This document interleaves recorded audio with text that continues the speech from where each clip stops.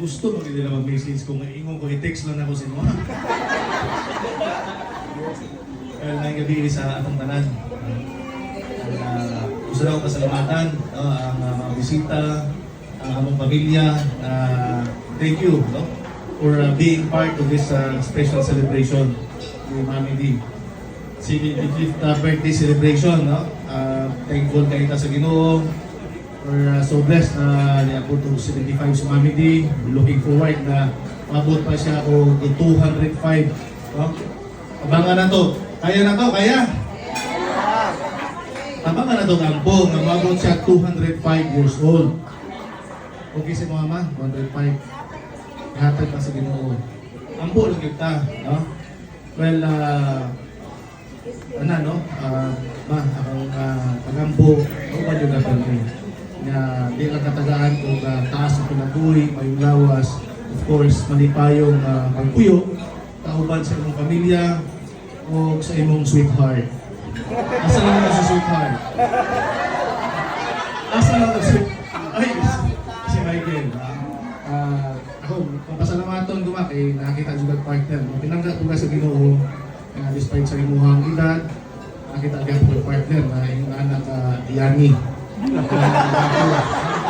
Pino, diligyan ka na. Pangita daw mo og 75 years old na makabanaw yung anak ka Yani. So again, ikan sa pamilya, akong magpasalamat, no?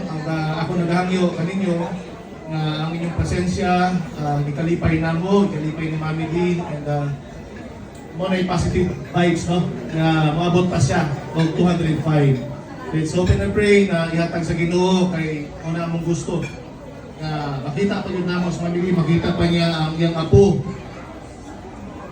ni Rogelio Jr. So dapat makita pa rin mo ang iyong apo dito. No? So, daghang salamat sa inyong pagtambong sa iyang adlaw na tawhan.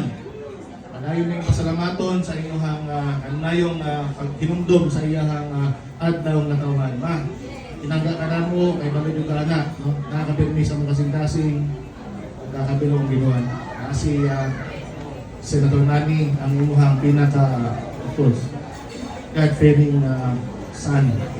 Kanahin mong gabay sa atong pamilya, kanahin mo na itong inspirasyon bilang sa buong tao, kundi sa atong pamilya na walay enough, no? na istorya na pagpasalamat sa iya nga nailhan ang pamilya, i-bless ta siya na himong implo ninani ang nabot sa atong pamilya. So, without further ado, atag na ko ang microphone sa akong pinangos galing soon, Senator Manny Pacquiao.